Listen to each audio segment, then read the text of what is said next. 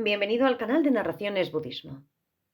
Sexta parte de la colección Comentarios sobre Lámpara en el Camino a la Iluminación por Tensab Serkon Rinpoche. Enseñanza extraída de la plataforma studybuddhism.com by Pershing Archives. Puedes encontrar el enlace en la descripción del vídeo. Los primeros 3 de los 4 puntos del nivel inicial. Resumen del nivel inicial. En las últimas sesiones hemos estado hablando sobre la confianza en un maestro espiritual y el preciado renacimiento humano. Ambos temas sirven como base para el tema que sigue. Es posible que haya personas de facultades extremadamente agudas que se hayan entrenado muy extensamente en vidas anteriores y debido a que se han acostumbrado a todos los entrenamientos y meditaciones y se han familiarizado en esas vidas anteriores, en esta vida pueden generar bastante inmediata y directamente la bodhicitta y comprensión de la vacuidad. Sin embargo, si ese no es nuestro caso, entonces debemos practicar de manera ordenada, pasando progresivamente por las distintas etapas como se describe en el camino gradual. En cuanto al nivel inicial o el alcance inicial de motivación, hay 4 temas de meditación. El primero de ellos es la meditación sobre la impermanencia. El segundo son las desventajas que siguen si renacemos en los reinos inferiores. El tercero es tomar refugio. El cuarto es pensar en la causa y efecto kármico. Sobre esa base, nos abstenemos de cometer cualquiera de las 10 acciones destructivas. Muerte e impermanencia. Hemos estado discutiendo el preciado renacimiento humano que tenemos. Deberíamos considerar esto más a fondo y pensar que si este renacimiento humano, esta base de trabajo que tenemos, durará para siempre, entonces sería un asunto. Sin embargo, de hecho, no es algo que dure para siempre, es algo impermanente. Dado que este cuerpo humano no va a durar para siempre y se perderá rápidamente, debemos usar el tiempo que nos queda para practicar el Dharma lo mejor que podamos. Por lo general, cuando pensamos en la muerte y la impermanencia, nuestra mente se entristece un poco, porque no hay nadie que no le tema a la muerte. Hay personas que tienen tanto miedo a la muerte que ni siquiera quieren escuchar ninguna mención del tema. Esto no los protegerá ni ayudará, porque es solo cuestión de tiempo antes de que llegue su muerte real. Claramente esta no es una buena actitud. Si por el contrario tenemos recordación, presencia mental de la muerte, entonces es posible que podamos eliminar el sufrimiento que puede llegar en ese momento. Además, si no fuera posible eliminar el sufrimiento en el momento de la muerte, ciertamente sería mejor no pensar en ello en absoluto. Sin embargo, dado que existe un método para aliviar y evitar el miedo y el sufrimiento en el momento de la muerte, tiene sentido tener recordación de la muerte ahora. Tenemos un preciado renacimiento humano en este momento, y existe un método por el cual podemos evitar el sufrimiento asociado con el momento de la muerte. Por lo tanto, vale la pena seguir estos métodos. Hasta ahora hemos cometido muchas acciones destructivas y hemos acumulado mucho potencial kármico negativo. En general, hemos actuado de una manera muy indisciplinada y todo esto ha sucedido porque no hemos tenido recordación de nuestra muerte. Es extremadamente importante tener recordación de la muerte. Uno de los factores que hizo que el propio Buda entrara en la práctica intensiva del Dharma fue su encuentro con la muerte al ver a una persona fallecida. Si no hubiera tal cosa como la muerte, entonces el propio Buda habría podido permanecer feliz para siempre en el palacio real disfrutando de su posición. Pero como se dio cuenta de que la muerte vendría y que su posición real no duraría, apartó su mente de eso, renunció a todo y se dedicó al Dharma. Cuando no tenemos recordación de la muerte, lo que sucede es que en el momento de nuestra muerte experimentamos mucho sufrimiento y dificultad y entonces será demasiado tarde, ya que moriremos. Jetsun Milarepa cantó una canción que decía: debido a que le temo a la muerte, me fui a las montañas para hacer una práctica intensiva del Dharma, pero ahora que he alcanzado el logro máximo, no tengo nada más que temer a la muerte. Luego la muerte no vendrá a mí. Meditaciones sobre la muerte. En cuanto a las meditaciones sobre la muerte, hay 3 puntos en torno a los cuales meditar. El primer punto es el hecho de que la muerte es segura.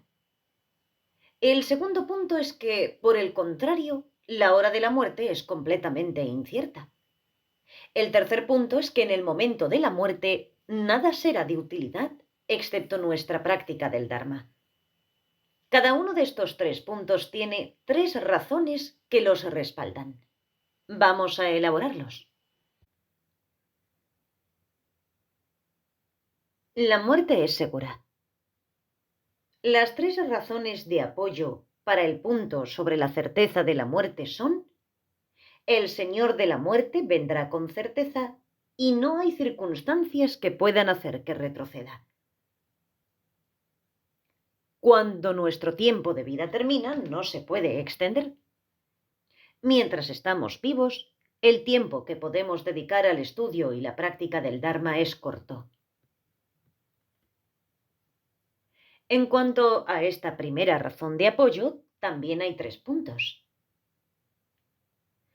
El primero es que no importa qué tipo de cuerpo hayamos tomado, nunca hemos renacido en un cuerpo que sea inmortal o que no haya estado sujeto a la muerte. El segundo es que no importa a dónde viajemos o dónde vivamos, no podemos huir de la muerte. El tercero es que no importa a qué método recurramos, el tipo de medicina, dispositivos mecánicos o mantras que usemos, cuando llegue el momento de la muerte, estos no serán de ninguna ayuda para evitar morir. Cuando nuestro tiempo se acaba, morimos. El Buda es un ser iluminado y, por lo tanto, no está obligado a morir. Y en realidad no muere en el sentido normal. Sin embargo, por nuestro bien, manifestó la muerte y demostró el fallecimiento. Para nosotros no hay duda de que también vamos a morir, y sin importar qué tipo de cuerpo hayamos tomado, no tenemos uno inmortal. Sin importar a dónde vayamos, no hay ningún lugar que esté libre de la muerte. No hay un lugar al que la muerte no pueda llegar. Hay algunas personas, por ejemplo, que viven en Dharamsala y se ponen muy enfermas y piensan en ir a Occidente, a uno de los famosos hospitales, para curarse. Sin embargo, es posible que viajen hasta allí y mueran también en un hospital occidental. Sin importar a dónde vayamos, cuando se nos acaba el tiempo, morimos. Había una vez un geshe que alquilaba una habitación en la casa de una anciana. La madre de esta casa le quitó una pulga a su hijo y le dijo: «Tira esto en algún lugar donde no muera». El geshe, que estaba alquilando la habitación, escuchó esto y le dijo a la anciana: «Si puedes tirar esta pulga en un lugar donde no va a morir, por favor, tírame allí también». No hay lugar donde podamos ir, donde no vayamos a morir. Por supuesto, la madre tenía en mente algo un poco más inocente: tirarla en un lugar sin gente donde no la pisaran. En última instancia, de hecho, no hay lugar donde no vayamos a morir. Sin importar qué tipo de dispositivos mecánicos usemos, o incluso si vamos a la guerra contra la muerte, aún no hay nada que pueda evitarnos la muerte. Sin importar qué tipo de instalaciones médicas sofisticadas haya, no pueden evitar que muramos cuando se acaba el tiempo. De hecho, el propio médico también morirá cuando se acabe su tiempo. Si fuera posible comprar nuestra vida de la muerte, si hubiera dispositivos mecánicos, medicinas o mantras o algo que pudiera impedir la muerte, entonces las personas más ricas habrían podido comprar eso. Sin embargo, encontramos que este no es el caso. No hay gente rica que pueda evitar morir. Estos son 3 puntos para meditar sobre este aspecto de la certeza de la muerte. El segundo punto sobre la certeza de la muerte es el hecho de que no importa cuál sea nuestra esperanza de vida, no hay tiempo extra que se pueda agregar. En otras palabras, si hemos acumulado el potencial kármico de una vida anterior para vivir una vida útil de 100 años en esta vida, entonces no hay nada que podamos hacer en esta vida para vivir más allá de esos 100 años. Una vez que nacemos, los 100 años comienzan a pasar. Tan pronto como nacemos, sin importar lo que hagamos, nos acercamos cada vez más a nuestra muerte. Vamos constantemente hacia nuestra muerte. No es que podamos detenernos y bajarnos de la cinta en movimiento por un tiempo y luego continuar. Es como estar en un avión, un automóvil o un tren en rápido movimiento en el que no hay paradas. Al conducir un automóvil, por supuesto, podemos detenerlo y retroceder. Sin embargo, cuando estamos en el coche que se dirige hacia la muerte, no hay marcha atrás. Deberíamos pensar en eso. El tercer punto sobre la certeza de la muerte es que mientras estamos vivos, el tiempo real que podemos dedicar a la práctica del Dharma es extremadamente corto. Por ejemplo, si vivimos 50 años, si sumamos todo el tiempo que realmente dedicamos a la práctica del Dharma, podría llegar a solo 3 o 4 años. Si consideramos la cantidad de tiempo que pasamos durmiendo cada noche, comiendo, yendo al trabajo y todas estas cosas, la cantidad de tiempo que nos queda para dedicar realmente a la práctica del Dharma es extremadamente corta. Cuando somos jóvenes, cuando somos niños hasta la edad de 16 años, ni siquiera somos conscientes ni nos damos cuenta de la práctica del Dharma. Después de eso, si somos conscientes de la práctica del Dharma y pensamos en hacerla, entonces aún así solo hay una pequeña cantidad de tiempo que podemos dedicarle. Podemos considerar el ejemplo de estar aquí hoy. El día es muy largo, pero durante todo el día solo estamos dedicando quizás esta hora aquí al Dharma y el resto del tiempo estamos involucrados en otras cosas.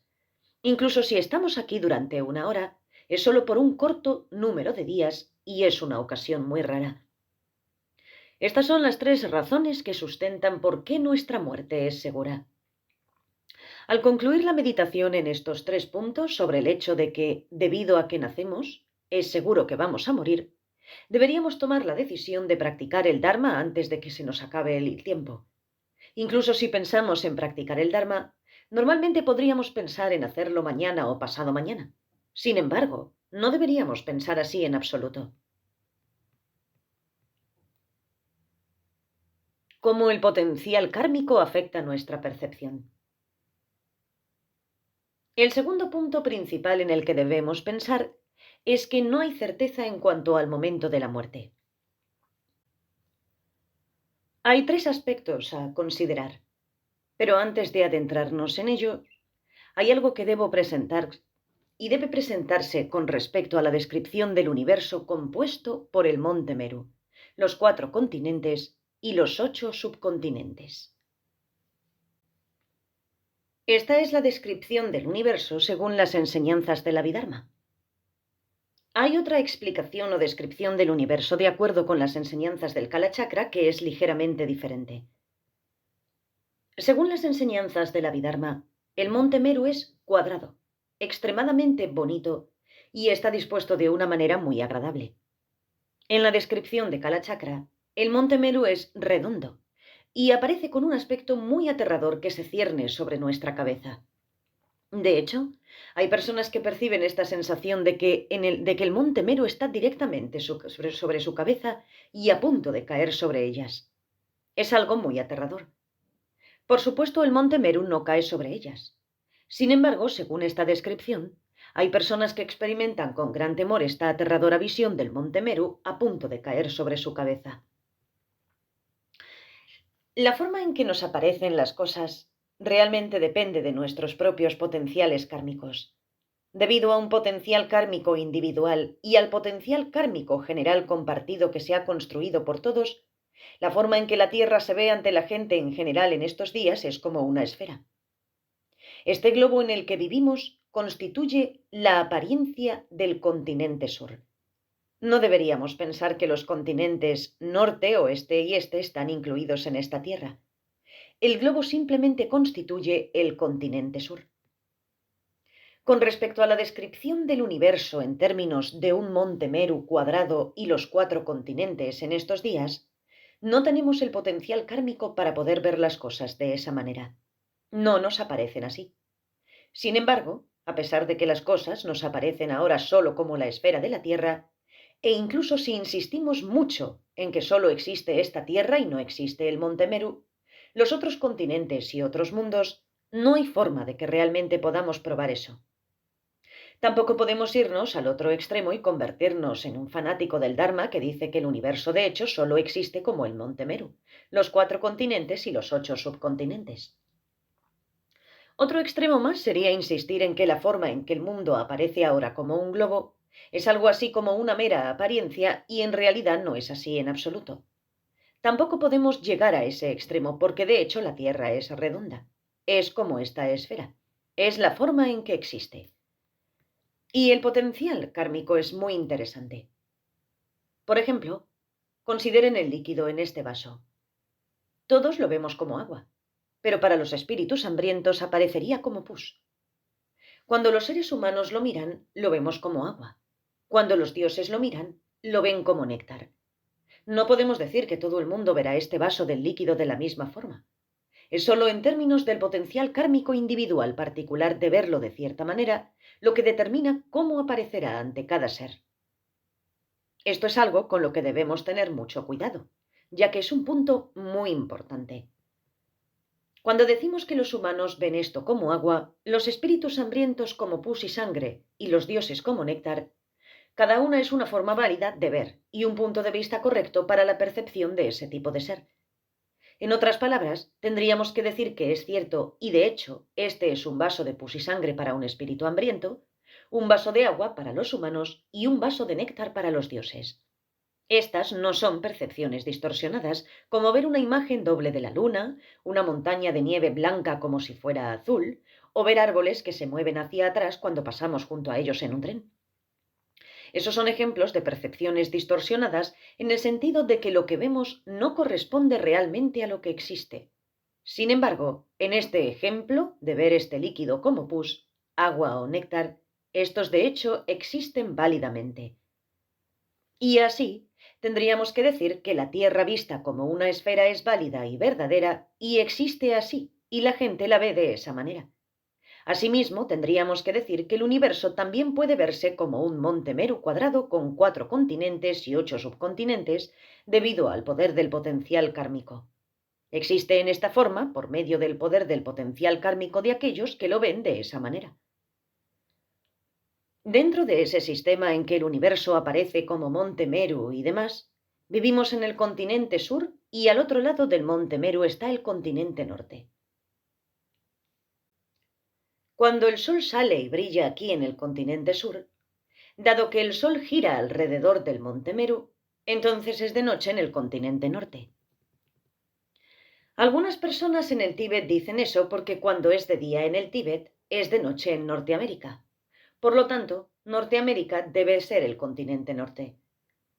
Decir eso es una tontería. No es así. Decir que es así sería confundir los dos sistemas diferentes y mezclarnos haciendo un lío. No es así. Cuando hablamos de los continentes norte y sur, está dentro del contexto de la descripción presentada en los textos del Abhidharma y no debemos confundir otros sistemas y otras formas de pensar con esos sistemas. Son dos sistemas completamente diferentes que no deben mezclarse.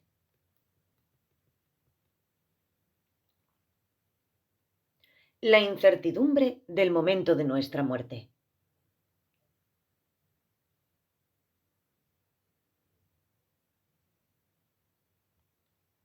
La relevancia de esta discusión sobre el monte Meru y los 4 continentes es que en el texto Tesoro de temas especiales del conocimiento, Abhidharma Kosha, hay una descripción de los seres humanos del continente norte que viven 1000 años, con una longitud de vida fija y segura. Los seres humanos en el continente sur, sin embargo, tienen una esperanza de vida incierta, no fija. Esto se refiere a nosotros. Podemos entender esto en términos de cómo, en general, la esperanza de vida de los humanos del continente sur al comienzo del último eón intermedio de los eones de evolución era un número incontable de años. 1 trillón de años o el número finito más grande. Y luego disminuyó lentamente hasta que la esperanza de vida fue de varias decenas de miles de años. Luego pasó a varios miles de años, varios cientos de años, y ahora está por debajo de eso, y la esperanza de vida es incierta. Algunas personas viven hasta los 100 años y algunas mueren a los 20. Algunos mueren tan pronto como nacen. No hay certeza de cuánto tiempo vivirá alguno de nosotros.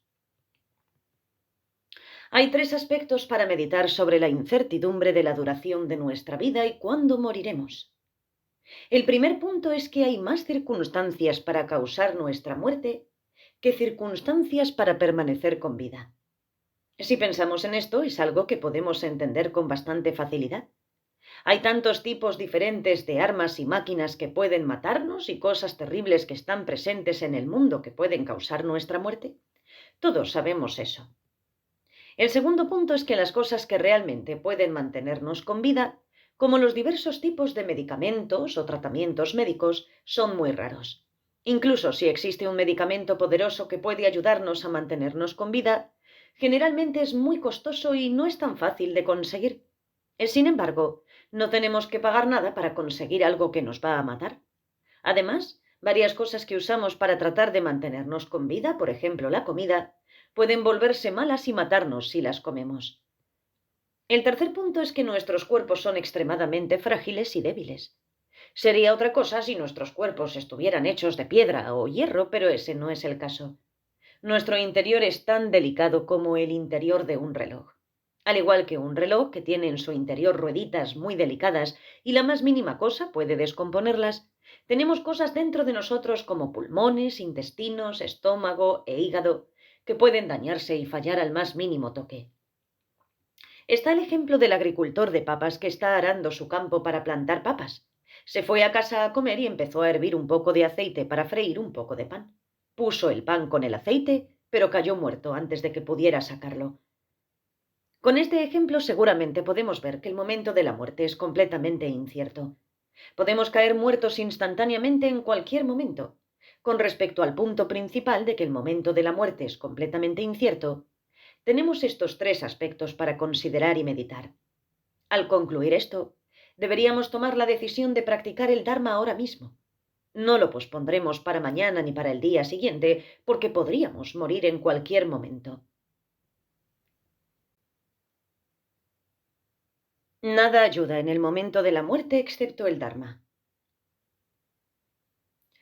El siguiente punto es que, a excepción del Dharma, nada más es de ayuda en el momento de la muerte. Tomando esto como el punto principal, nuevamente hay tres puntos a considerar. El primero es que nuestro cuerpo no es de ayuda en el momento de la muerte. Sin importar lo bonita que sea la ropa que compramos para nuestro cuerpo, sin importar lo agradable que sea la comida que le demos, en el momento de la muerte tenemos que dejar nuestro cuerpo atrás. No va a ser de ninguna ayuda. El segundo punto es que sin importar cuántos amigos, familiares, seres queridos, asistentes y empleados tengamos, al momento de nuestra muerte ninguno de ellos va a ser de ayuda. Incluso si hay un poderoso general del ejército durmiendo en la cama con guardias armados a su alrededor, va a morir. Los guardianes armados no serán de ayuda. De hecho, cuantos más amigos y familiares tengamos a nuestro alrededor al morir, más dolor nos causarán porque todos estarán en duelo por habernos perdido. Nos apegamos tanto al pensar en dejarlos atrás que de hecho causan más daño que ayuda en el momento de la muerte. El último punto es que el dinero, la riqueza y las posesiones no sirven en el momento de la muerte, sin importar cuánta riqueza y posesiones tengamos al morir. No podemos llevarnos ni una pequeña partícula con nosotros. Hace unos años su santidad el Dalai Lama dio una iniciación de Kalachakra en Ladakh, India. Y este es un regalo sobre el mecenas que solicitó esta iniciación. Este mecenas tenía un amigo muy rico que murió. Cuando murió, no había nada que pudiera hacer con todas sus riquezas y posesiones. Simplemente cubrieron su cuerpo con una tela blanca y se lo llevaron para incinerarlo. Al ver el final al que llegó su rico amigo, este hombre decidió que usaría su dinero para solicitar y patrocinar la iniciación de Kalachakra de su santidad el Dalai Lama.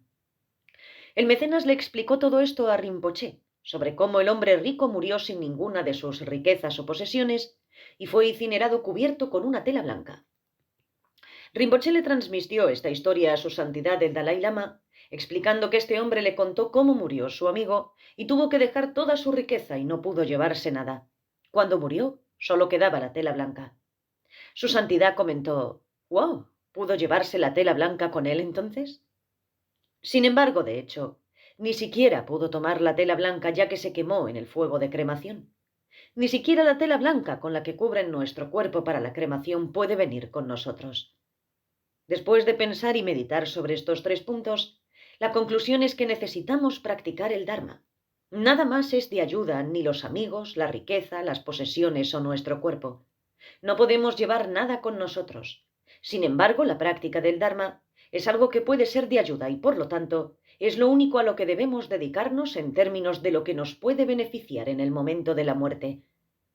No tenemos que estudiar tanto sobre la muerte y la impermanencia de los textos para darnos cuenta de su realidad. Basta mirar a nuestro alrededor. Hay tanta gente que muere, tantos funerales, cremaciones y cosas así. Está a nuestro alrededor. Es solo cuestión de tiempo hasta que sea nuestro turno. Cuando observamos a los practicantes tántricos avanzados y los vemos con cuencos de cráneo humano, trompetas hechas de fémures humanos y varias cosas así, hay un propósito para todo eso. Es para que siempre tengan recordación de la muerte. Renacimiento. Si no hubiera nada después de la muerte, no sería tan terrible. No habría tanto de qué preocuparse. Pero después de que morimos hay un renacimiento. En cuanto a dónde podemos renacer, solo hay dos posibilidades: en uno de los estados afortunados o en uno de los desafortunados. Si hemos acumulado una gran cantidad de potencial kármico positivo a partir de las acciones constructivas que hemos realizado, podemos renacer en uno de los estados afortunados y entonces no hay nada que temer. Sin embargo, si nos examinamos a nosotros mismos con honestidad, vemos que, por el contrario, hemos acumulado una gran cantidad de potencial kármico negativo y, como resultado, ese potencial conducirá al renacimiento en uno de los reinos desafortunados.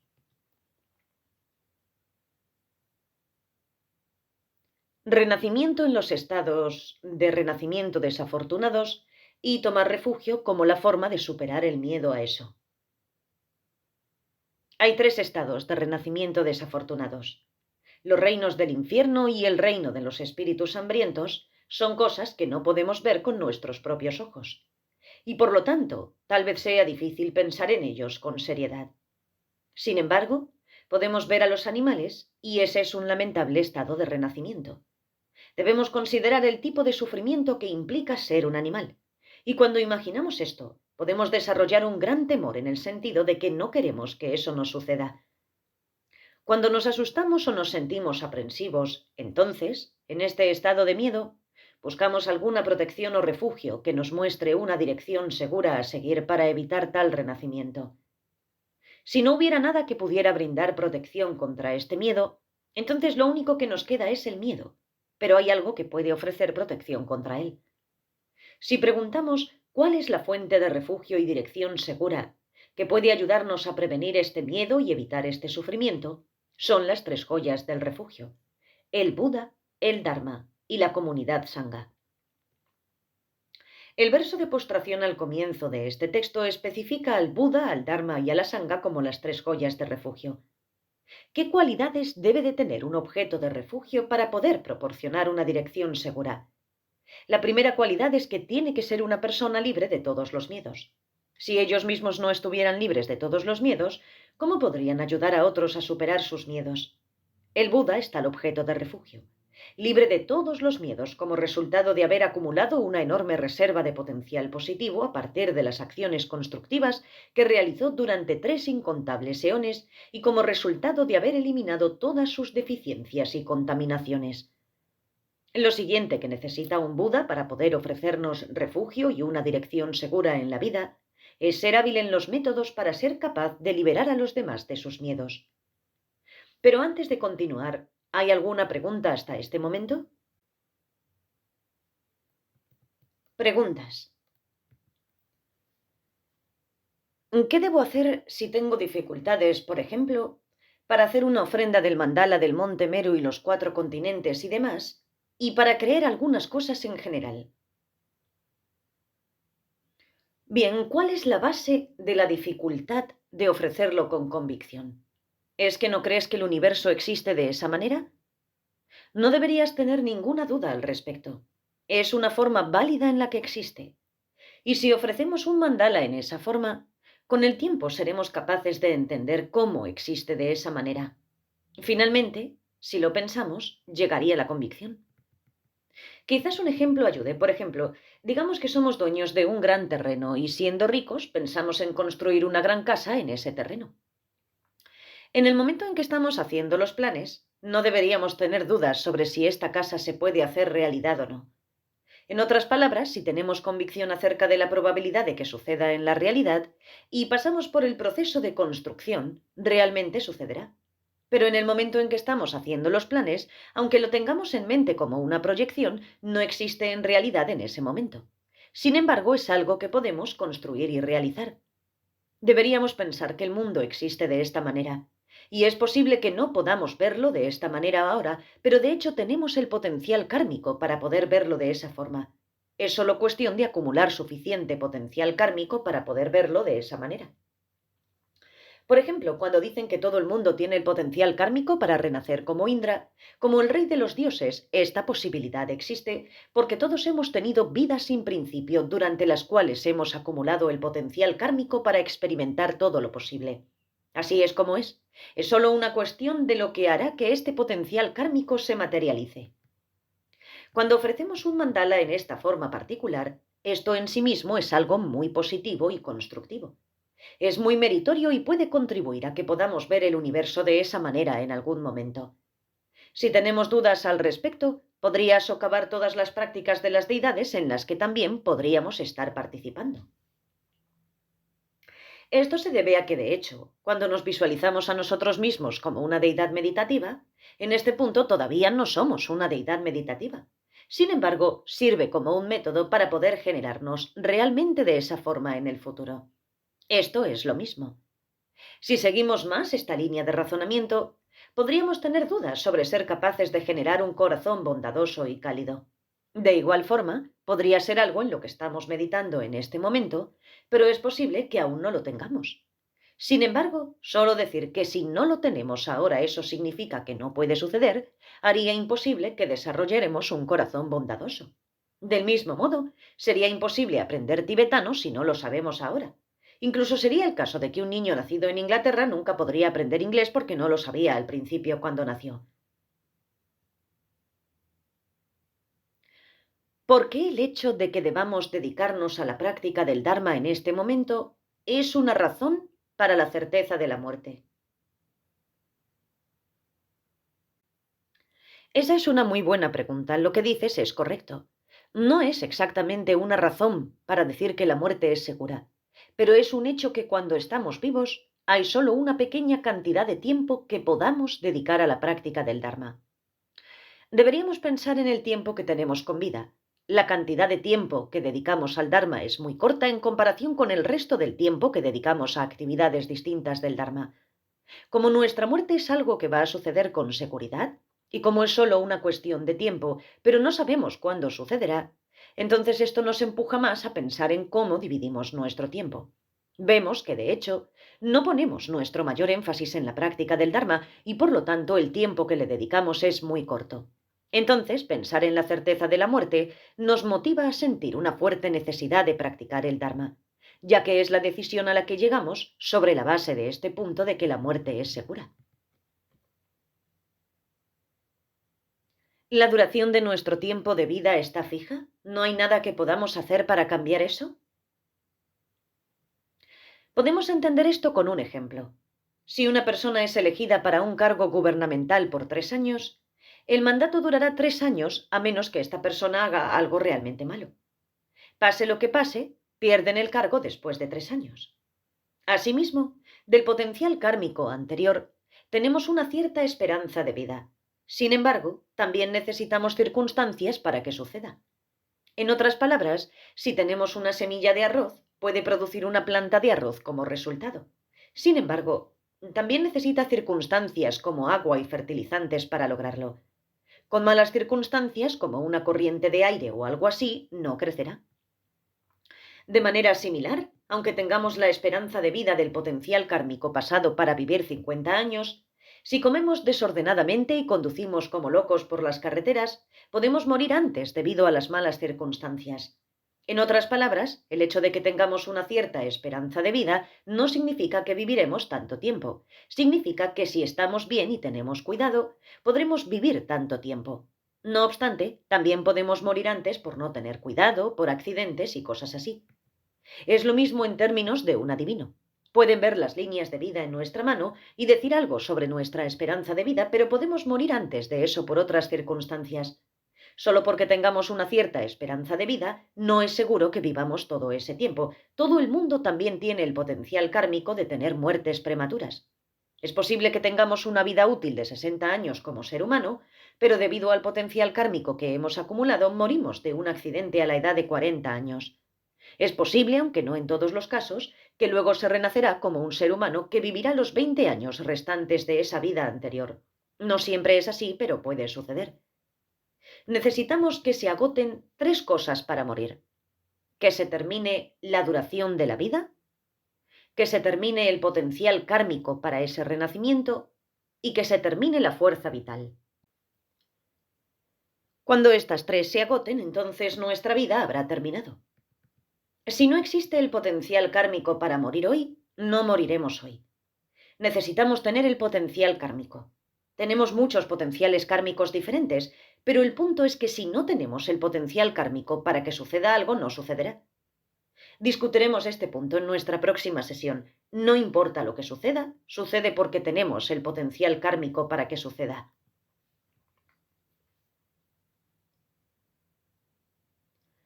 Anteriormente me enseñaron que el potencial kármico para la duración de una vida se medía en términos de la cantidad de respiraciones tomadas. La impresión, tal como yo lo entendía, era que una vida no solo se medía en años como la conocemos, sino más bien en la cantidad de respiraciones reales que tomamos. Parecía que había ciertas prácticas en las que podíamos contener la respiración y de hecho alargaríamos nuestras vidas. ¿Podría aclarar esto? Ese es el entendimiento correcto. Existen prácticas relacionadas con la extensión de la duración de nuestra vida, medida en términos de número de respiraciones. Existe la práctica del jarrón de contener la respiración, y si una persona lo hace durante 6 meses para aumentar la vida útil en 3 años, puede hacerlo. Se dice que hay 21.600 respiraciones diarias. Por lo tanto, si respiramos muy rápido, jadeamos y soltamos el aliento de esa manera, disminuirá nuestra esperanza de vida. Por el contrario, si estamos mucho más relajados y respiramos lenta y fácilmente, es mucho más saludable y nos da una vida más larga. Asimismo, vivimos más si estamos más cerca del nivel del mar que si vivimos muy alto en las montañas. En el Tíbet, la esperanza de vida es un poco más corta en comparación con otros lugares, solo de 50 a 60 años. Esto se debe a la gran altitud. Aquí, en altitudes más bajas, en general, las personas tienen una mayor esperanza de vida. ¿Es así? Bien, hemos discutido ahora 3 de los 4 puntos del nivel inicial. El primero es la muerte y la impermanencia. El segundo es el sufrimiento de los reinos inferiores y el tercero es el refugio. El cuarto punto es causa y efecto kármico. Cubriremos los detalles sobre el karma en una discusión en la próxima sesión. Transcripción editada de un seminario, junio de 1980, Londres, Inglaterra, traducido por el Dr. Alexander Berzin.